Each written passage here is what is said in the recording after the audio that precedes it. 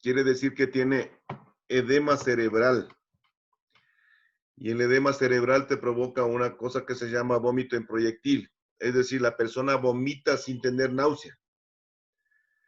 Si no tuvo disartria, que es una alteración en el lenguaje, si no tuvo alteración para poder hablar, si no habla incoherencias. Y tercero, si está orientado en tiempo, espacio y persona. Entonces, esta hija mía llama desesperada. No le entendía porque al final es su esposo y el padre de los hijos que ellos tienen. Y comienza a hablar mi hija muy alterada. Entonces le digo, primero cálmate, primero háblame algo que te pueda entender, porque así como me hablas no te voy a entender.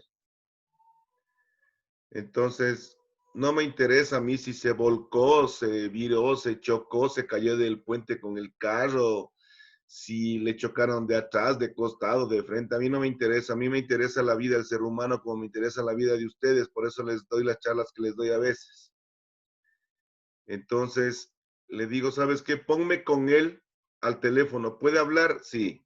¿Qué le doy para el dolor? Me dice. Ya le inyectaron, no sé qué torolaco me parece, pero ya le está pasando el efecto y sigue con dolor.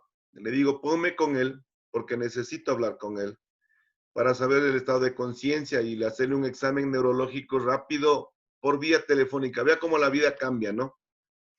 Entonces, tienes que preguntarle varias cosas a la persona, sin que nadie le ayude, lógicamente. No tiene que responder la persona por sus propios medios. El día, el año, la hora, y si es que es de la mañana o de la noche. ¿En dónde está? ¿Con quién está hablando en este caso? Porque soy yo con el que está hablando. Y tienes que preguntarle cosas que tú sabes y que él debería saber. Por ejemplo, si yo tengo un paciente, yo le tengo como paciente, por ejemplo, al Pato Romero, y yo le veo que el Pato Romero ha tenido un problema de ese tipo y le digo, Pato, ¿eres soltero o casado? Pato, ¿qué eres vos, soltero o casado? Unión libre. Ya. ¿Cuántos hijos tienes? 3. Ya. ¿Cómo sé yo que el Pato Romero vive en unión libre y tiene 3 hijos? Si yo no le conozco, ¿correcto? Puede ser que sea soltero y que no tenga hijos, o que se haya casado ayer y tenga ya 4 hijos. O sea, esas cosas no se preguntan cosas que yo sé.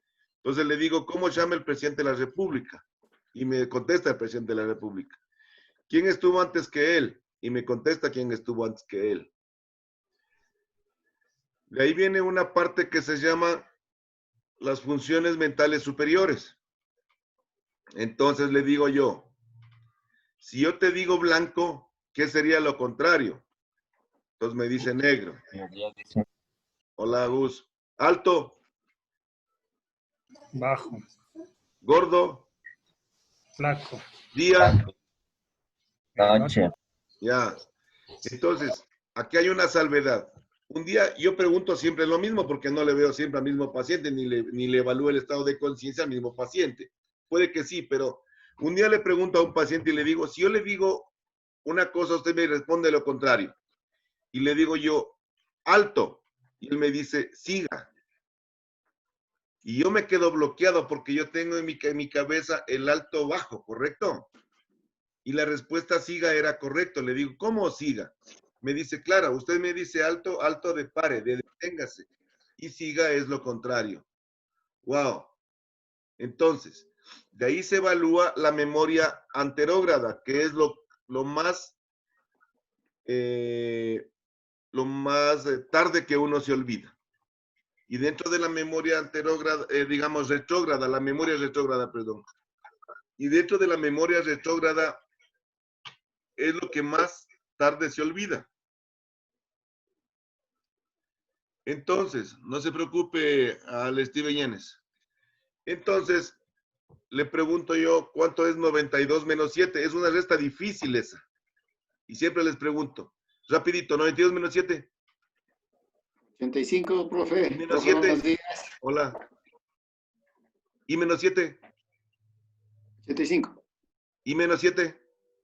Ah, 78. Muy bien, viste, pero te cuesta.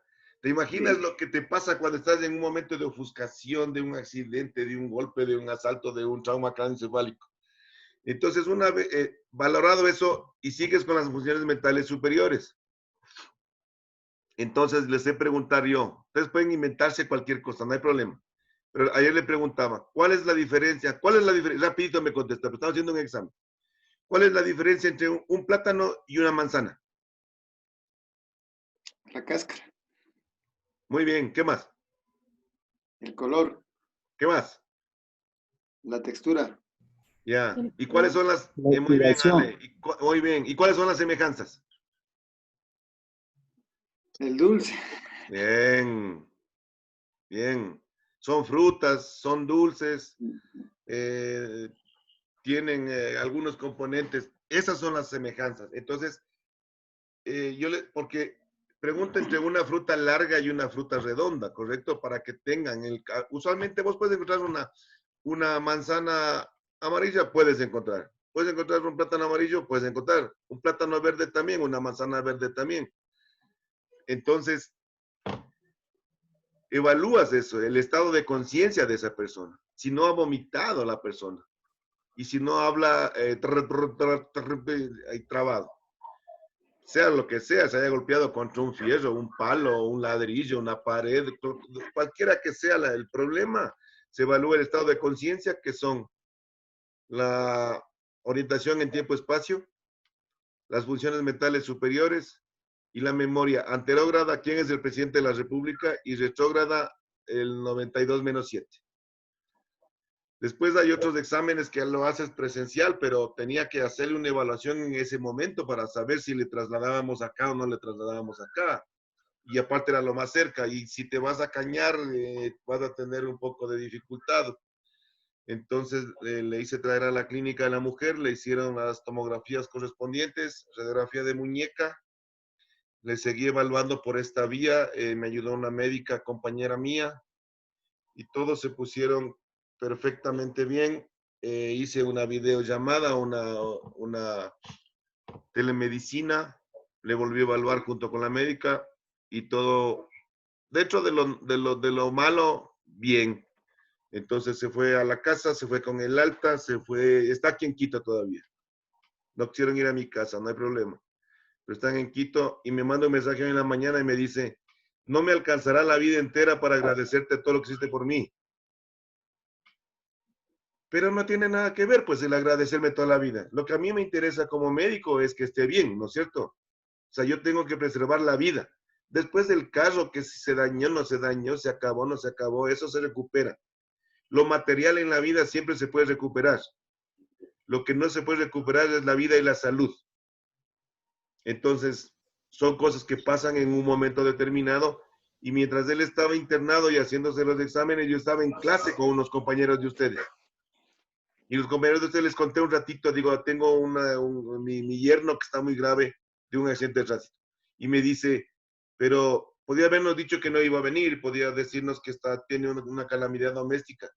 Y yo le dije, la palabra mía tiene más valor que cualquier documento. Y si yo vengo acá a dar clase, vengo a dar clase. Y lo demás que tiene que quedar fuera. Es como cuando tú vas a un trabajo y sales de tu casa molesto o peleaste. El momento que llegas al trabajo tienes que cerrar la puerta de tu casa, acabarse ese problema y entrar al trabajo y dar lo mejor. Y cuando sales de tu trabajo, sales de la universidad como ahora y sales molesto, cansado y todo, tienes que cerrar la puerta de la universidad y del colegio y del instituto y llegar a tu casa bien para hacer las cosas bien. Cada cosa en su lugar, cada cosa en su momento, ¿de acuerdo? Entonces, este momento nos juntamos para estudiar, para prepararnos y para saber cada día mejor y más cosas. Entonces, ya está bien dentro de todo lo grave del accidente, está bien y hará su vida. Y la vida le ha enseñado que no porque tú manejas en la carretera todos los días y todas las veces bien, no te va a pasar nada. Entonces hay que tener siempre las precauciones del caso porque puede pasarte en cualquier momento cualquier cosa. ¿Estamos claros, chicos? Es una experiencia que les cuento de vida de ayer, de menos de 24 horas de ocurrida. Entonces, hoy vamos a ver, Oh, una preguntita. cuéntame hasta buscar lo que ¿Qué, vamos a qué es hacer. cierto de eso? ¿Qué es cierto de esos mitos que dicen que, por ejemplo, cuando se golpean la cabeza, que es preferible que, o Falso, sea, se parta, se falso. salga sangre y no quede Pero falso? eso es más falso que el billete de $3. ¿Por qué? Ya te explico por qué. El cráneo, que es eh, una cavidad Encefálica. cerrada, ¿no es cierto? Que contiene al encéfalo ahí.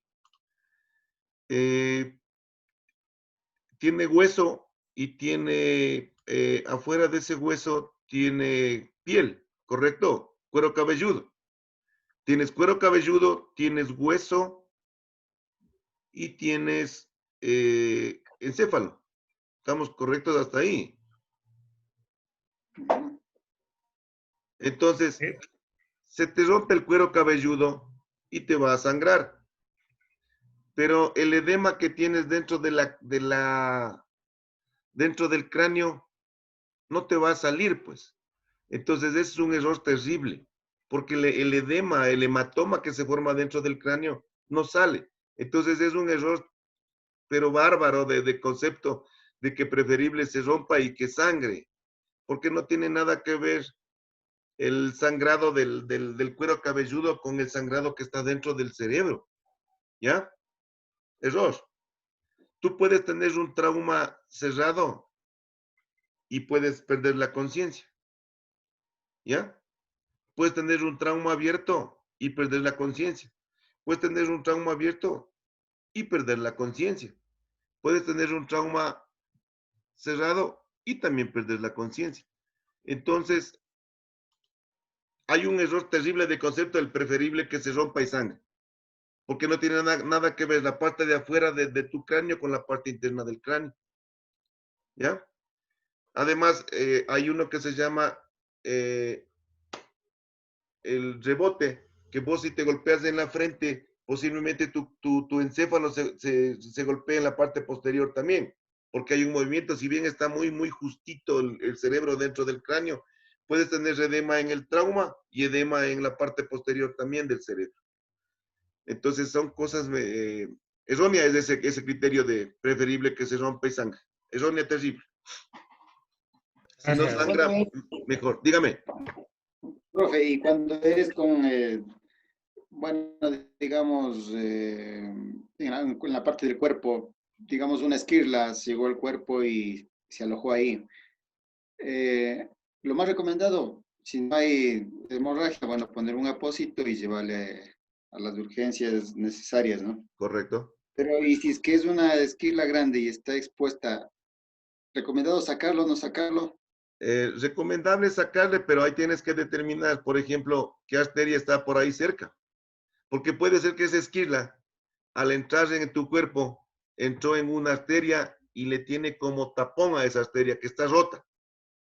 Y le sacas y sangra una arteria, es cosa seria. Entonces, sacarle sería recomendable, pero sería recomendable que saque un médico y en un centro médico, en un centro de complejo, porque puede haber una lesión tipo sangrado, por ejemplo. Si es que hay una lesión neurológica, posiblemente quede con secuela para un montón de años o para toda la vida. Entonces, por ejemplo, ahí te voy a contar. Eh, Dice la gente, el no sé cuánto, no sé cómo, el no sé quién, vive, dice, tiene unos perdigones y nunca le sacaron. No, y es como una hazaña eso de tener un perdigón y que nunca te sacaron. Por ejemplo, en el abdomen. Tú cuando entras, hay una persona con un disparo de perdigones en el abdomen. Tú entras a operar el daño producido por los perdigones. Tú no entras a buscar los perdigones. Si durante el proceso de cirugía encuentras los perdigones y buscas sin hacer más daño del que ya hay, los sacas. Caso contrario, ahí se queda. Nuestro organismo es tan sabio, nuestro cuerpo, nuestro humanismo es tan sabio que les encapsula esos perdigones y les deja ahí y se quedan ahí. Entonces, la cirugía no es entrar a sacar, porque puedes provocar más daño intentando sacar que dejarlos ahí. Entonces, a veces hay errores de concepto. Dice, le operaron y ahí le han dejado, dice, ahí se ve en una radiografía que vimos, se ve las balas, o se ve los perdigones, o se ve el esquirla, o sea, si es que no, si va a hacer más daño intentando sacarle, déjale ahí. Es más, tú cuando hablas, por ejemplo, una cavidad abdominal o abres el tórax, todo está lleno de sangre, o sea, es rojo. No es, o sea, vos en la placa ves clarito, ves como ahorita la imagen nuestra, ¿no es cierto? El Andy tiene la bandera del Ecuador ahí atrás, el Freddy tiene una mesita atrás de él, el Carlitos tiene un aparador atrás de él, la Ale tiene una pared verdecita. Es decir, tú ves aquí clarito y en la radiografía se ve así de clarito, sobre todo el metal se ve clarito. Pero cuando tú entras, está todo rojo, es todo sangre. Entonces no es tan sencillo eso. Y depende del sitio donde se alojó. Yo tuve un paciente con un disparo en la ingle y la bala ahí. Y estábamos en urgencias en el hospital X del Ecuador y tenía 32 personas atrás mío viéndome sacar esa bala en urgencias. Yo llegaba, le entraba por la ingle y le tocaba la bala y le intentaba agarrar y le intentaba agarrar y no le pude sacar. Y dije yo, si yo intento un poco más y puedo meter la pinza un poco más y abrir y agarrarle a la bala y sacarle, al meter la pinza me puedo llevar la arteria femoral y se va a convertir en una emergencia de verdad como la de Paquirri, que le cuernió el toro en la ingle y murió. Entonces dije, dejémosle a la bala ahí, a los 32 que estaban ahí expectantes de verme sacar una bala, dije, compañeros, amigos, colegas, alumnos, no se puede sacar y no vamos a poner en riesgo la vida de esta persona por sacar esta bala. Le pasaremos un parte operatorio, en el parte operatorio se explica el por qué, es una emergencia, abres un poco más la herida, disecas esa parte, encuentras la arteria femoral, la vena femoral que son tan gruesas como un pulgar, haces a un lado, agarras la bala y la sacas. Suturas, cierras y viva la patria. Entonces, no has puesto en riesgo la vida de esa persona en forma, si bien es en forma científica, pero pones en riesgo la vida de esa persona por una falla en la técnica. Una vez un paciente le metieron un tiro aquí en la frente y tenía la bala aquí en la parte occipital. Entonces mi profesor puso la tomografía y se veía la bala ahí atrás y decía que el tiro le dieron en la frente y la bala estaba alojada atrás. Entonces alguien dijo, este man está muerto. Y en eso le tocó el hombro una persona y le dijo, doctorcito, y él se lo sabe, le dijo, sí. Le dijo, yo soy. ¡Wow! Entonces te quedas vos y le dice, le dieron un tiro en la frente, sí, le dieron, y la bala está alojada acá atrás, sí está alojada atrás. Pero la bala no atravesó así. Los que manejan armas saben que a veces en el cañón del arma tienen unos labrados espirales, por lo cual la bala sale haciendo espiral. Y al chocar contra una superficie dura se desvía y se llama tiro en sedal. Entonces a este caballero le pegó el tiro en la frente, golpeó contra el hueso y se desvió por dentro de la piel y vino a alojarse en la parte occipital. Eso se llama tiro en sedal. Y estaba vivo y no tenía lesión, sino únicamente del trauma del cráneo, porque una bala no es que es un golpecito nomás, pues no es un impacto terrible. Pero ese caso tuvimos, igual de otro que le dieron un tiro en el pecho y la bala se alojó en la espalda, igual en sedal por debajo de la piel. Ese le extraje yo, no me olvido nunca. Y bueno, hay un montón de variedades. Por ejemplo, dicen, se le metió una aguja, dice, con el tiempo, estaba en el muslo y después ya la encontraron cerca del corazón. Mentira, eso es falso. Eso es falso. Entonces hay esa creencia. Cuando se cortan un tendón, por ejemplo, un tendón de la muñeca o de la mano, y dice, no le operaron rápido, dice, tuvieron que operarle y el tendón ya le encontraron cerca del codo. Si, no puede ser una barbaridad, pues. El tendón, si bien es elástico, no es que cuando vos le rompes se va al codo en un pedazo y a la oreja el otro. Se rompe y se retrae un poco, sí, pero no se retrae como la gente dice. Entonces hay cosas de ese tipo dentro de la medicina. Muy bien, chicos, ¿alguna pregunta? Irma, le veo emocionada, la Irma está contenta, me gusta, sí, me gusta la gente, así, así, alegre. Doctor, una preguntita.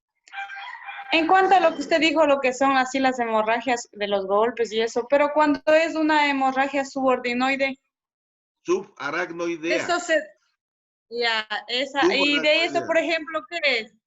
A ver, ¿Eso se desaparece o tienen que operarlo? verá. Hay hemorragia subaracnoidea, es decir, una hemorragia dentro de las meninges que recubren tanto a la médula espinal cuanto al cerebro, ¿correcto? Entonces es una hemorragia subaracnoidea. O puede haber también una hemorragia intraparenquimatosa, es decir, por un golpe se rompió un vaso sanguíneo dentro del cerebro y produjo una hemorragia. O una malformación cerebral como un shunt izquierdo-derecho, un aneurisma de cualquier vaso produce una rotura y produce una hemorragia. Ahora, cuando hay una rotura de un vaso, lo que hay que hacer es embolizar, tratar y embolizar. ¿Qué es un émbolo? Un émbolo es un tapón. Entonces hay que hacer una angiografía digital. Ahora está muy avanzado. Hace una angiografía y tapona el vaso sanguíneo que estaba sangrando.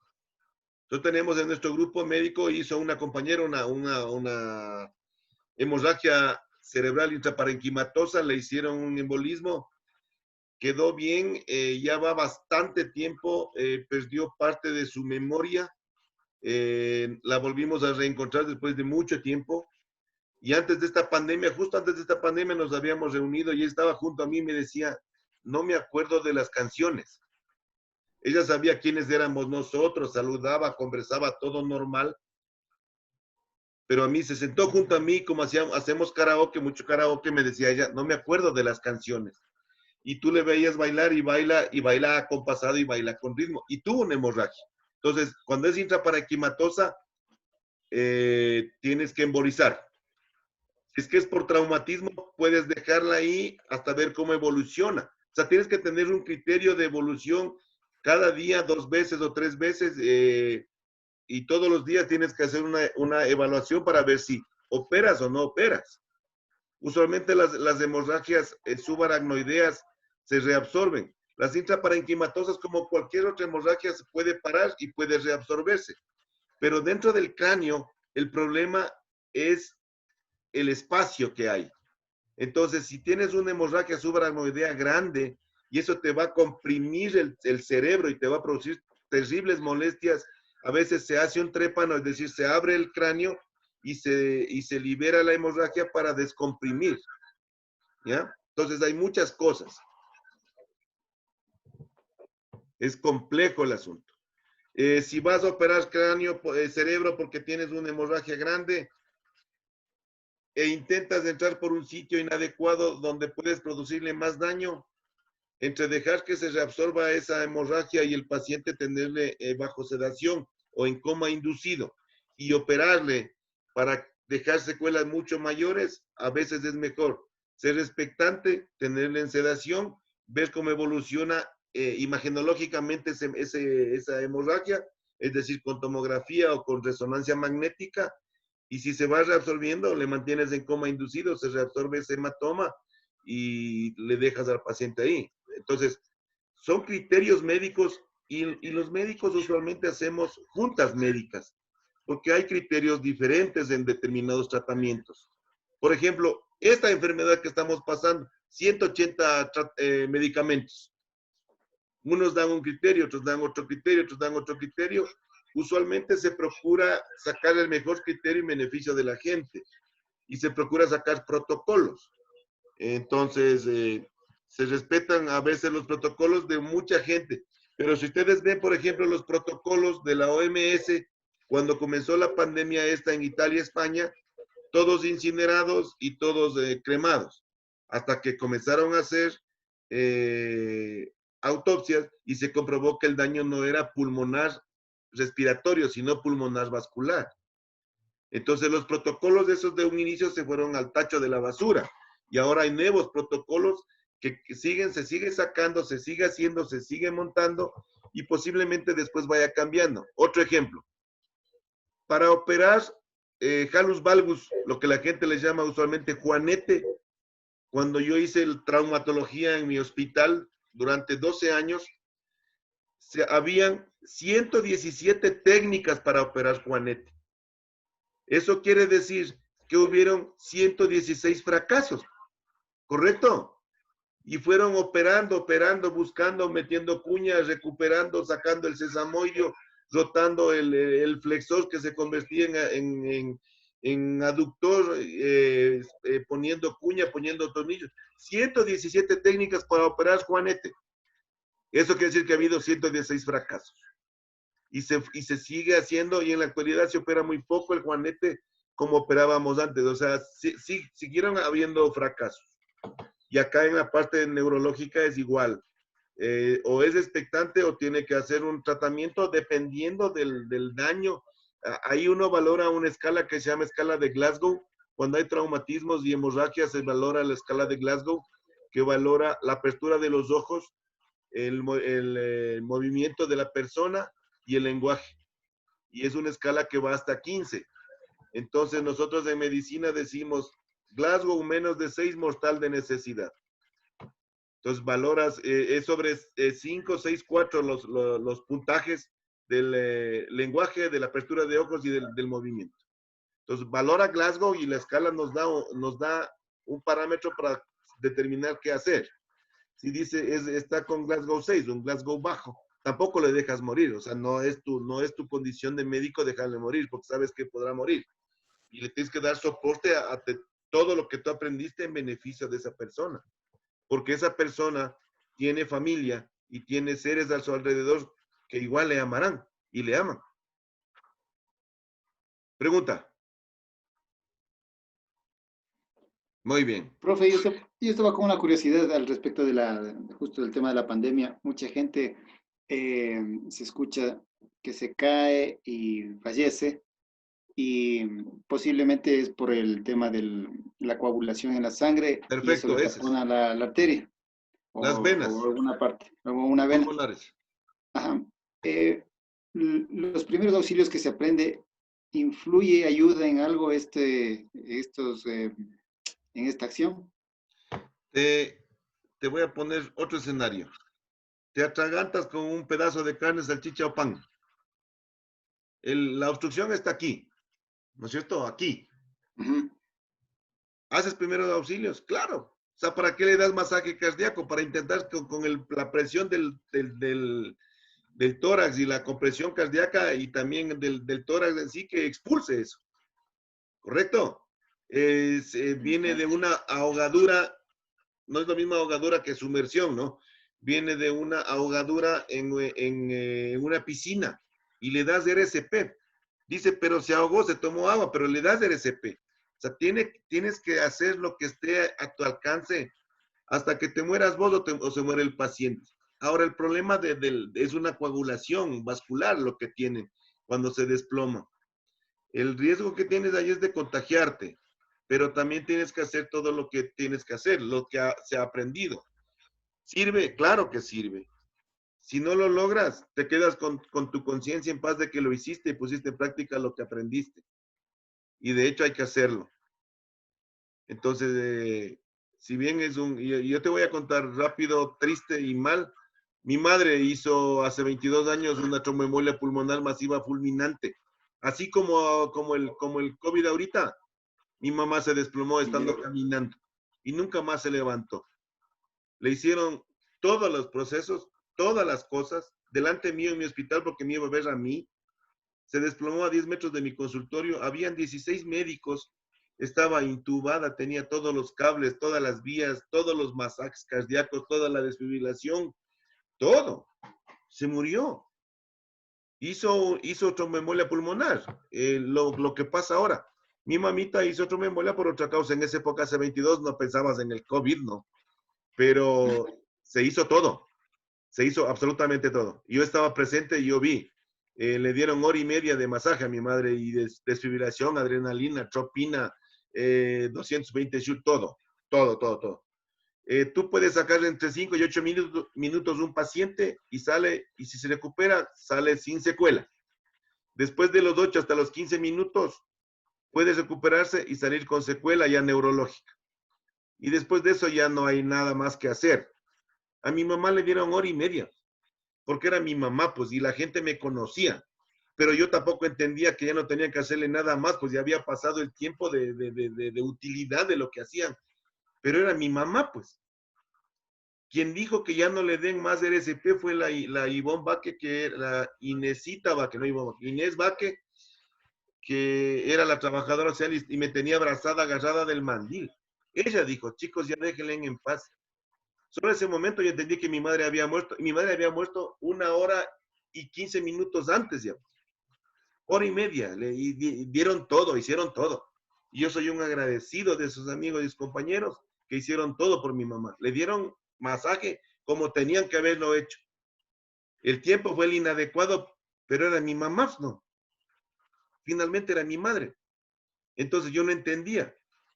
Y tú dices, y tú a un ser humano dices, vas a darle 15 minutos, no salió. Dice, bueno, hagamos un electro, comprobemos, demostremos que ya no hicimos todo y ya no hay cómo. Está bien, y lo haces. Y si puedes más, le das más, no hay problema. Pero tienes que poner en práctica y tienes que darle todo el soporte intentando reanimarle para que tenga una vida. O sea, eso es un hecho. Es un hecho. Tienes que dar, sea COVID, sea un pedazo de plátano, sea que se cayó en una piscina, en un pozo con agua, sea que se ahogó, se atragantó con algo, RSP. Y cuando hay un paro cardíaco hay que darle RSP. Muy bien. Buenas preguntas. Vamos a compartir una materia nueva. ¿Sí se ve la pantalla? Confírmeme, por favor. Sí. Perfecto. Pido. Sí se ve. Pido disculpas. ¿Se ve ahí? Sí, ahí está. Ya, perfecto. Muy bien. Voy a agrandar esta pantalla. Vamos a partir de ahora nos vamos a olvidar. Ahí se ve. Ahí está más grande. Sí, ahí está ampliado. Ya. Dice frecuencia cardíaca de entrenamiento. Entonces, a partir de hoy día, que es 3 de julio, nos vamos a olvidar ya del por 90 y nos vamos a olvidar del 220 y vamos a olvidar del 226 que nos sirvieron muchísimo para llegar al punto en el que estamos hoy día. Entonces, esta frecuencia cardíaca de entrenamiento tiene una fórmula única, tiene una sola fórmula, que es esta que está aquí. Esta es la fórmula de la frecuencia cardíaca de entrenamiento.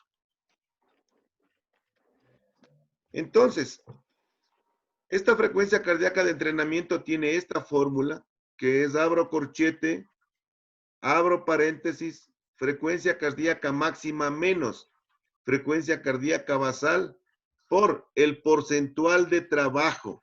Porcentual de trabajo. No se confundirán con porcentual de grasa, porcentual de trabajo y más frecuencia cardíaca basal. Nosotros en esta semana y en la anterior ya aprendimos a calcular máxima, ¿correcto? ¿Estamos claros ahí? Sí, Por lo profe. tanto, para calcular esta frecuencia cardíaca de entrenamiento, tengo que calcular la máxima, eso es obligatorio. Sea con la fórmula de hombre o sea la fórmula de mujer, dependiendo de a quién le vamos a hacer el trabajo. La frecuencia cardíaca basal aprendimos en la primera semana, ¿correcto? Por lo tanto, tenemos este dato, y acá se repite la frecuencia cardíaca basal. Entonces, ya tenemos estos datos. En algunos lados ustedes van a encontrar la basal igual que frecuencia cardíaca de reposo, FCR. Si bien no es lo mismo, pueden encontrar como FCR. Entonces, no se preocupen. Aunque es diferente, nosotros nos manejaremos con frecuencia cardíaca basal. Pero como tenemos los datos de la frecuencia de reposo de mi curso, así nos vamos a manejar. ¿Qué dato nos falta para poder hacer esto? Porcentual de grasa. Maravilla. Entonces, verán, no, el porcentual de grasa no. De trabajo. De trabajo. Trabajo, perdón, profe, de trabajo. Pero el porcentual de grasa también tiene que ver para el trabajo este. Pero bueno, ya vamos a ir viendo poco a poco. Entonces, los trabajos en los seres humanos, en los deportistas, son tres tipos: aeróbico, anaeróbico láctico y anaeróbico aláctico. ¿Ya? Entonces, comenzamos con el aeróbico, que es de 50 a 60% de trabajo. Entonces, aquí ya saben que esto de aquí va en la parte que dice porcentual. Cuando vamos a sacar una frecuencia cardíaca de entrenamiento en aeróbico, es un trabajo de baja intensidad, de larga duración. El trabajo aeróbico no es ir a un gimnasio y estar ahí bailando delante del instructor. El aeróbico puedes hacerlo tú, que eres basquetbolista, haciendo trabajos con el Spalding, boteando, haciendo cambios de dirección, en el fútbol haciendo conducción, en la piscina caminando dentro de la piscina, puedes trotar, puedes caminar, puedes hacer banda sin fin, puedes hacer bicicleta estática, puedes hacer slalom, puedes bailar frente al televisor. A eso se refiere el trabajo aeróbico, larga duración y baja intensidad. Entonces, cuando tú le preguntas a la gente aeróbico, la gente relaciona aeróbico con gimnasio, con malla licra pegadita al cuerpo y bailando frente a uno que te dice que te da aeróbicos, ¿correcto? Entonces, el aeróbico es un ejercicio. ¿Quiénes pueden hacer aeróbico? Todas las personas, todas, desde los 5 años hasta los 99 años, todos pueden hacer aeróbico, todos. Pero ¿quiénes exclusivamente tienen que hacer aeróbico? Déjenme ver, que creo que tengo una diapositiva por allá, les busco. Aeróbico hacen exclusivamente los niños, los adultos mayores, los gorditos, los varones de más de 12% de grasa corporal y las mujeres de más de 16% de grasa corporal. Por eso les digo, no confundan grasa, porcentual de grasa con porcentual de trabajo. Este ejercicio aeróbico, este ejercicio de larga duración y baja intensidad, en tu organismo produce cosas fantásticas, como por ejemplo el aumento de la dopamina, de una hormona llamada dopamina, el aumento de las endorfinas, que son las hormonas de la felicidad. Entonces no necesitas tener un ministerio de la felicidad y abrazarle a un árbol. No, necesitas hacer un trabajo aeróbico y eso hace que tu dopamina aumente y que tus endorfinas aumenten. Por lo tanto, tu estado de ánimo mejora mucho. Tu organismo quiere seguir haciendo ese ejercicio porque te vas adaptando. Por eso hay una palabra que dice control doping, ¿no es cierto? La base es de esta palabra, dopamina. Entonces, el control doping se hace porque la gente inescrupulosa o la gente que no vale la pena, entre comillas, porque hay que ser claro, utiliza sustancias dopantes para tener un mejor rendimiento y de esa manera obtener victorias. Es decir, lo logra en forma ilegal e inadecuada. ¿Qué más hace este ejercicio aeróbico? Este ejercicio aeróbico hace que baje la glicemia o baje la glucosa en sangre. ¿Por qué baja la glucosa en sangre? Porque la insulina, que es una sustancia, una hormona que desdobla la glucosa, cuando la persona tiene mucha grasa, en esa grasa corporal hay unas sustancias en forma idéntica a la glucosa, y esa insulina, en lugar de irse a la sangre y a la glucosa, se va a la grasa y a esa sustancia. Por lo tanto, la glucosa de la sangre se mantiene alta. En cambio, que si haces aeróbico, baja la glucosa porque la insulina ya no se va a la grasa, sino a la sangre y desdobla la glucosa y baja el nivel de glucosa. O sea, profe, Dígame. es necesario para una persona con glucosa alta, entonces, que haga trabajo aeróbico. Pero por supuesto, pero por supuesto. y puede hacer también fuerza dependiendo de la edad, pero aeróbico para un diabético es fabuloso, Pero fabuloso. por ejemplo, yo tengo el caso de mi primo, él tiene la glucosa alta, pero él es una persona, por ejemplo, con él entrenamos en muchos lugares, hacemos mucho ejercicio con el man, o sea, y de qué depende en ese caso que se haya subido la glucosa si es una persona de forma física activa? Ya, muy bien, perfecto, buena pregunta. Verán, la diabetes, que es una enfermedad endocrinológica, hay de dos tipos. Hay diabetes juvenil, que es diabetes tipo 1, que se trata con insulina, y hay diabetes del adulto tipo 2, que no se trata con insulina, sino con hipoglicemiantes orales. Entonces, no necesariamente tiene que ser gorda la persona. Verán, aquí viene una explicación importante. La diabetes es una enfermedad de las 3P: polidipsia, poliuria y pérdida de peso. Mucha sed, mucha orina y pérdida de peso.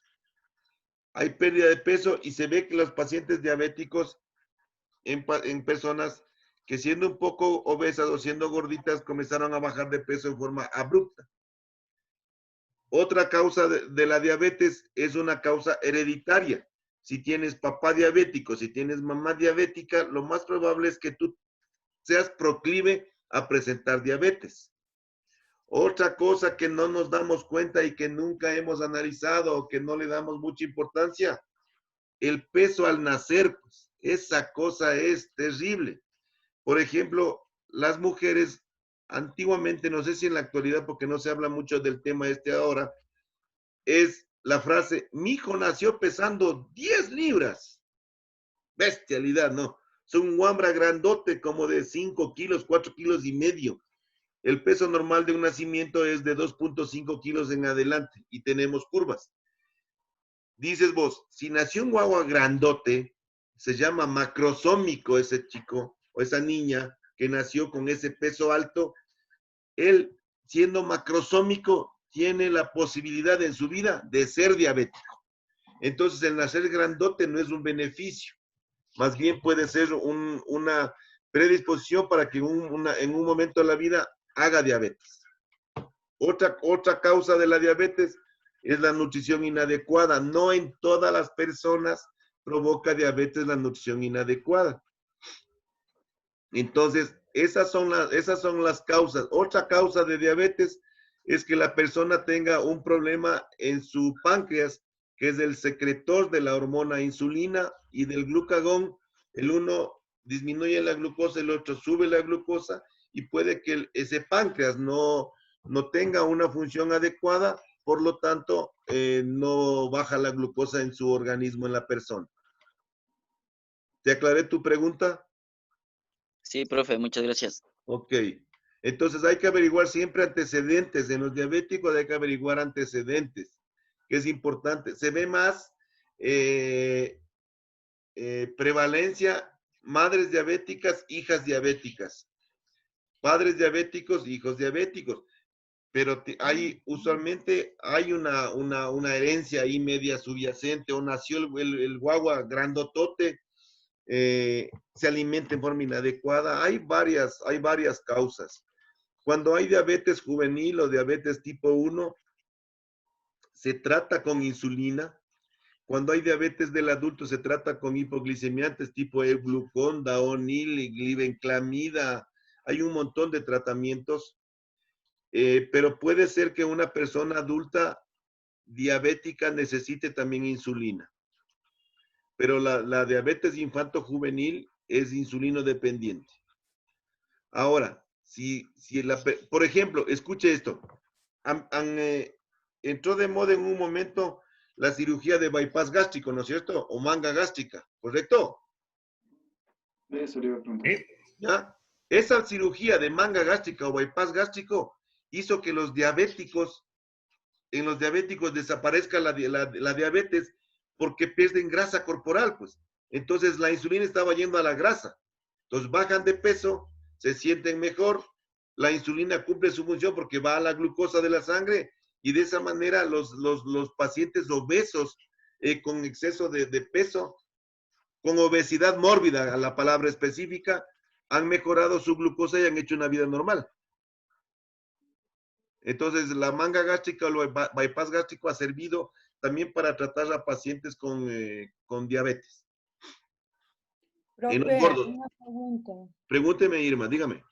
¿Qué hay de cierto que la insulina ya les ponen a las personas que ya están en lo último, o sea, cuando ya no hay cómo bajar la glucosa? ¿Es verdad? Falso, de falsedad absoluta. Falso total. Es una creencia totalmente errada. Vamos a poner un ejemplo claro.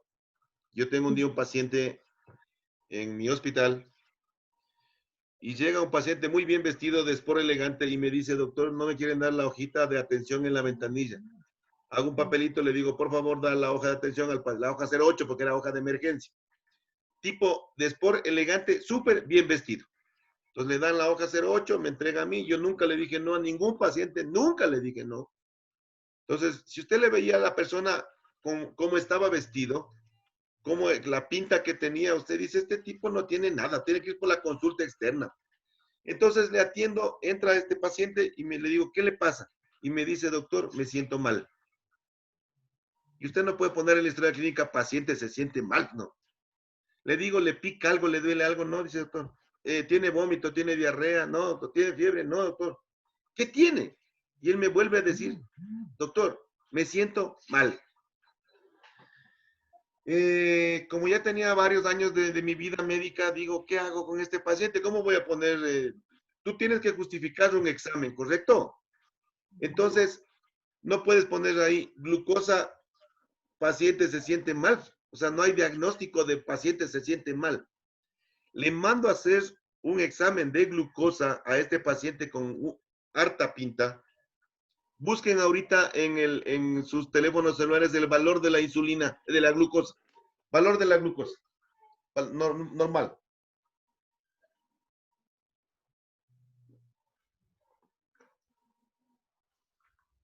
Depende del reactivo y depende del laboratorio, pero nunca hay mucha diferencia entre unos y otros. De 70 a 100. Perfecto. Muy bien. De 70 a 100 es el valor normal de la glucosa. Otros laboratorios dicen que son de 70 a 110. Depende del reactivo que utilice, pero siempre que te mandan el resultado, te dan un rango entre y entre. Es el valor normal. 70 a 110 miligramos por decilitro es el valor, ¿no? Le mando a hacer el examen de glucosa a este paciente y tenía 860 de glucosa. Es decir, era una bolsa de miel el tipo. En una hora entró en coma hiperosmolar, en coma diabético. Y él decía eso, me siento mal. No tenía otro síntoma, no dijo, me muero de la sed, orino un montón de veces, he bajado de peso. No, nada.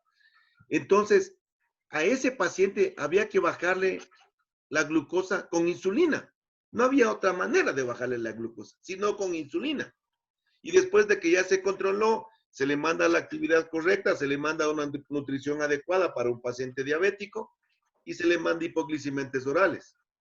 ¿Ya? Entonces, la insulina se utiliza en determinado momento o hay pacientes en los que si no se puede tratar con hipoglicemiantes orales, se tiene que utilizar insulina porque hay que bajarle la insulina. Hay que bajarle la glucosa, perdón. Porque la glucosa alta provoca 3 cosas en el ser humano graves. 1, nefropatía diabética, es decir, te daña el riñón y vas a terminar en máquina de diálisis, porque da insuficiencia renal.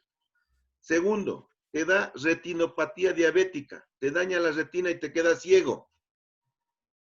Y tercero, te da neuropatía diabética, es decir, no siente los dedos de los pies, principalmente se dañan los pequeños nervios de las extremidades inferiores y la persona no siente, y si tiene una uña larga que le está pinchando al dedo de al lado, pero como no siente, cuando se da cuenta tiene el dedo negro, hay que amputar el pie. Se llama pie diabético. Entonces, uno utiliza insulina cuando la necesita. Y si hay un paciente a la que la vía oral no responde, hay que darle insulina. Pero nosotros hemos encontrado en nuestra vida, en nuestra práctica médica, pacientes con hipoglicemiante oral que no le hace caso porque no tiene muchos síntomas y cree que no pasa nada y terminan ciegos, amputados y en máquina de diálisis. Entonces, un examen, verán, un examen que nosotros mandamos en la actualidad que es súper importante es hemoglobina glicosilada. En sangre se pide. Hemoglobina glicosilada. ¿Ya? Busquen el valor normal de la hemoglobina glicosilada. Nos salimos un plin del tema, pero creo que es importante también.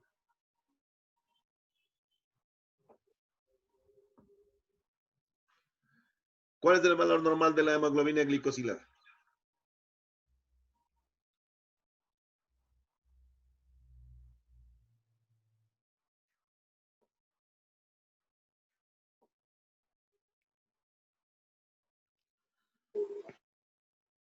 ¿Cuánto?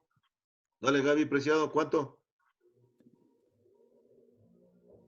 Gabriel Preciado, que te vea el dedo gordo ahí. ¿Cuál es el valor normal de la hemoglobina glicosilada? No te escucho, activa tu micrófono. Estoy buscando, profe. Muy bien, dale, busca. Es menor al 5.7%. Es menor, no, a 5.7. Dice que se ubica entre 5.7 a 6.4%. Ya, dieron otro valor, ya, muy bien. Perfecto. Puede que sea hasta 5.7 o puede que sea 6.4. El laboratorio te va a mandar el rango de valor, ¿correcto? Si utiliza este reactivo que da hasta 6.4, te lo va a mandar el rango hasta 6.4 y si utiliza un reactivo que da 5.7, igual te va a mandar valor normal hasta 5.7. Pero si tienes más de eso, si tienes un valor más de eso en hemoglobina glicosilada, quiere decir, si tienes un valor alto de hemoglobina glicosilada, quiere decir que la persona ha tenido glucosa elevada en los últimos 90 a 120 días. Y eso es una complicación. Entonces tú con el paciente diabético no puedes discutir, o el paciente diabético tampoco te va a engañar a ti, se engaña a él mismo. Si se va a hacer un examen de glucosa para ir a tu control médico y el día anterior no comió hidratos de carbono, ni comió ni sacarosa, ni glucosa, ni lactosa, ni maltosa, ni fructosa, posiblemente el nivel del azúcar en la sangre va a estar normal. Entonces va al examen y lleva un examen de ese día y te dice que está en 80 miligramos por decilitro, está fantástico. Pero si le pides a ese mismo paciente hemoglobina glicosilada y te lleva glucosa 80 y glicosilada 7, 8, te mintió. Y no te mintió a ti como médico, y no le mintió a la familia, se mintió él mismo, y no sabe el riesgo que corre. Entonces la hemoglobina glicosilada es un examen importante en la actualidad, que nosotros lo hacemos. ¿Estamos claros? Entonces, a propósito de aquí que decía glucosa. Muy bien, seguimos. Sí, Dígame. Profe, una preguntita adicional. Espérese un momento. Pregunta, Freddy. Ya, profe. Escuchando todo esto, sería la palabra es imprescindible a los deportistas hacerles continuamente un examen de la sangre para chequear sus niveles, cómo están. ¿Cada qué tiempo es recomendado hacer esos chequeos? Perfecto, buena pregunta. Verás, los chequeos, si vamos a hablar del porcentaje de grasa y la ponte estatural podemos hacer mediciones de la grasa corporal, por ejemplo, quincenal o mensual. Exámenes de sangre, dependiendo de cómo él está, podría ser bimensual, es decir, cada 2 meses, para ver cómo él ha evolucionado. Si es que es una persona normal, común y corriente como nosotros, un examen, un chequeo cada 6 meses. Si es que es una persona diabética, tiene que hacerse un control de glucosa cada día o pasando un día. Pero si es una persona diabética que tiene una actividad normal y una vida normal, posiblemente puede hacerse un examencito semanal, pero hemoglobina glicosilada es examen de entrada. Si le encuentras que es normal y el paciente tiene glucosa normal y hace actividad física, le podemos hacer el control mensual o cada 2 meses. La ficha médica deportológica tú la puedes hacer al inicio de la temporada y al final de la temporada. O en una pretemporada, por ejemplo, en esta que reiniciamos. Se han hecho muchas evaluaciones médicas deportológicas, sobre todo en Europa, para el regreso de los partidos de fútbol principalmente. Pero una cosa que yo les digo siempre, por ejemplo, hay una materia que se llama cineantropometría, que es biomecánica. Entonces, cine es un movimiento, ¿no es cierto? Antropo, hombre, y metría, medida. Es la medida del hombre en movimiento, así sería el nombre. Entonces, yo les digo siempre, tú estás en una mesa en este momento, ¿no es cierto? Tú agarras un metro, mides la mesa, y tu mesa donde tú estás en este momento, me voy a inventar, mide 80 centímetros por 1,20, ¿correcto?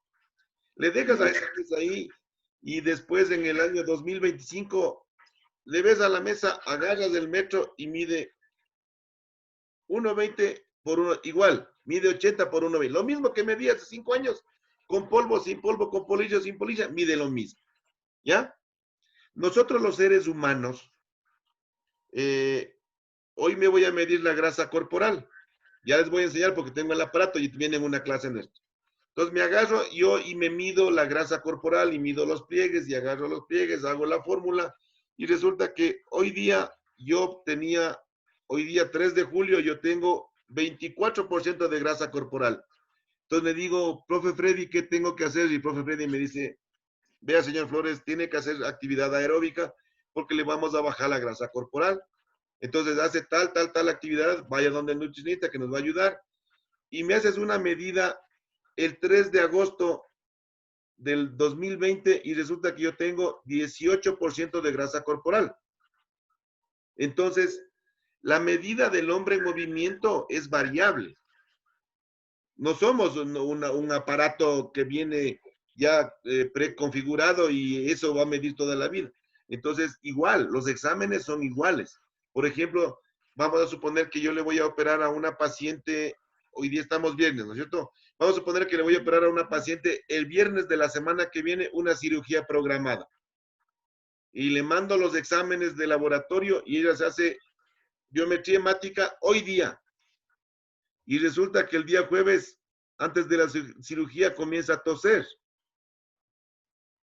Y entonces dices vos, hay que hacer los exámenes preoperatorios 2 días antes, porque tú te puedes infectar de hoy, mañana, el domingo, el lunes, el martes, el miércoles, ¿correcto? Entonces depende de muchos factores. Y si haces deportista, suponemos que son personas sanas. Y si haces deportista, supones que son personas que tienen alguna enfermedad y que por eso acuden a tu centro deportivo para que les mejores. Entonces, dependiendo, si es que son deportistas, puede hacer bimensual, los pliegues cutáneos y la grasa corporal puede hacer quincenal o semanal, porque sabes que estás haciendo un trabajo para bajar esa grasa corporal. Haces el control del pulso porque sabes que tienen pulsos diferentes y puede ir cambiando más que el basal, el de entrenamiento, y es lo que estamos aprendiendo ahora. Entonces hay factores predisponentes para variar las cosas. ¿Estamos? Sí, mi pregunta iba porque hablemos de los deportistas ya de alto rendimiento, en el caso del fútbol. La dieta no se llama dieta. No, nutrición adecuada. Sáquese la palabra dieta de la cabeza.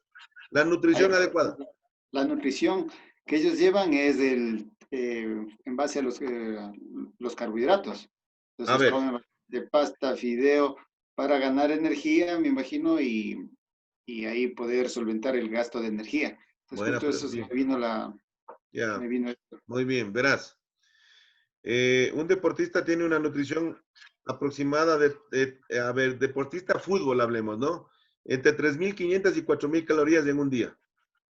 Nosotros los que estamos ahorita en clase, ahí que estamos conversando y todo, y que no somos deportistas, comillas, necesitamos entre 1.200 y 1.600 calorías. Entonces, ¿te imaginas, por ejemplo, quién te habla? Médico de un equipo de primera división, 4.000 calorías a los chicos, y el que te habla también 4.000 calorías. ¿Cómo termina el que te habla? Ya, Sí, así he terminado, no te preocupes, así he terminado. Lo cual ha sido adecuado, ¿ya? Si tú revisas la nutrición también depende de la contextura de la relación pontoestatural de las personas. Si tú revisas la nutrición de Manny Pacquiao, que es boxeador filipino y diputado de Filipinas, él llega a comer 17,000 calorías en el día. O sea, lo que tú comerías en 10 días, él se come en un día. Porque tiene hasta 4 sesiones de entrenamiento por día. Entonces busquen Manny Pacquiao. Esto es en nutrición, que es un componente del estudio de ustedes. Yo no estoy ahorita dando nutrición. Pero Manny Pacquiao, 17,000 calorías.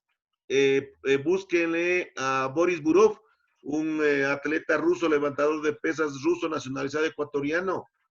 3 pollos diarios. 3 pollos diarios. Pero él mide 1,90 m, pues es levantador de pesas. Y respecto de la nutrición, hidrato de carbono, grasa y proteína, el hidrato de carbono es la base de la nutrición para los deportistas. 70-25-5 hago yo la relación de la nutrición. 70 de hidrato, 25 de proteína y 5 de grasa. Esa relación hago yo para alimentar a mis deportistas.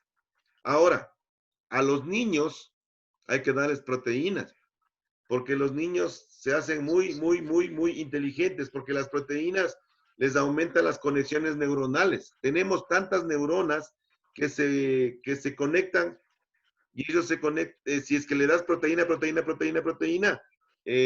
aumentan las conexiones neuronales y se hacen mucho más inteligentes. Si bien se conecta una neurona con otra neurona, hay miles de millones de neuronas. Y si tú le das, por ejemplo, ya no hay la idea de que el guagua tiene que ser gordito. No, que hay que darle coladita de machica y coladita de haba y maicenita y todos los hidratos de carbono. A los guaguas hay que darles proteína.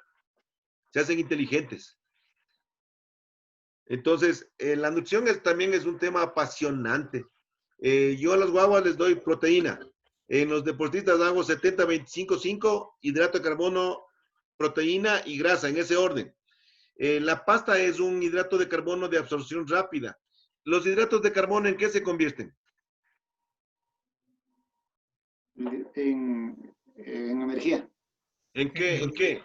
Un nombre específico. El fosfocreatina. ¿De qué está? No.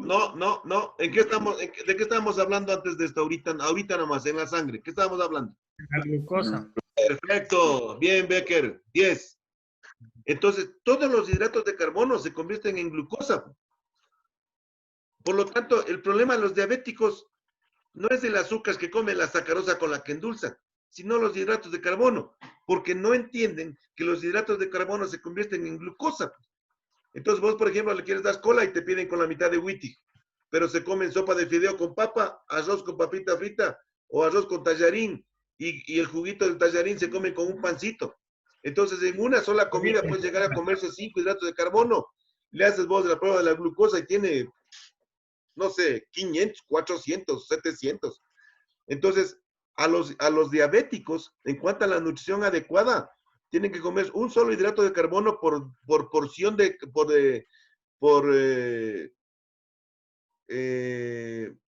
por comida diaria. Es decir, una porción en el almuerzo, el desayuno, una porción en el almuerzo y una porción en la cena, de hidrato de carbono. Pero no relacionan los diabéticos hidrato de carbono con azúcar. Ellos creen que el azúcar que comen es el azúcar que les daña. Entonces ese es un error terrible. Por lo tanto hay que cambiar la mentalidad del diabético, hay que instruirle al diabético. El diabético tiene que ser cultísimo en su enfermedad.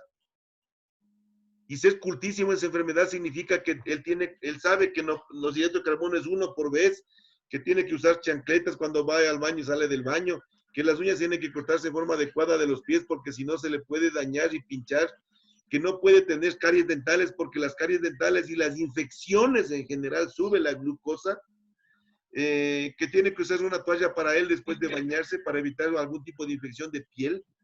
que tiene que hacer actividad física, ejercicio aeróbico, que es lo que estábamos hablando y comenzamos y no pudimos seguir porque las preguntas han sido fantásticas.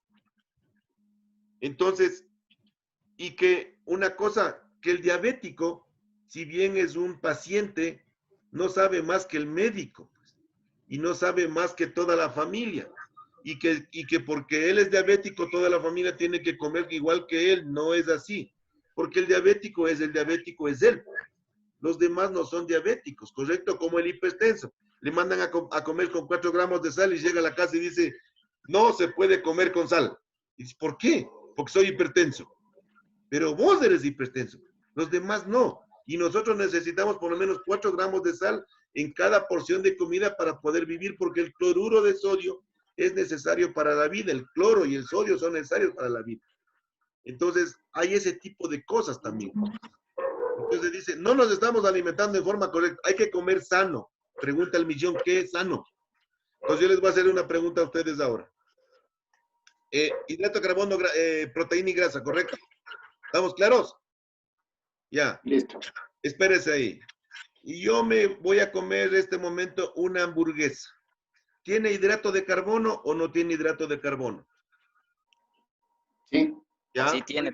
¿Tiene pan? Hidrato de carbono. Perfecto. ¿Tiene proteína? Sí, la Sí, carne. porque tiene la carne, o tiene la gorda, o tiene embutido, tiene proteína. ¿Tiene grasa? Antes.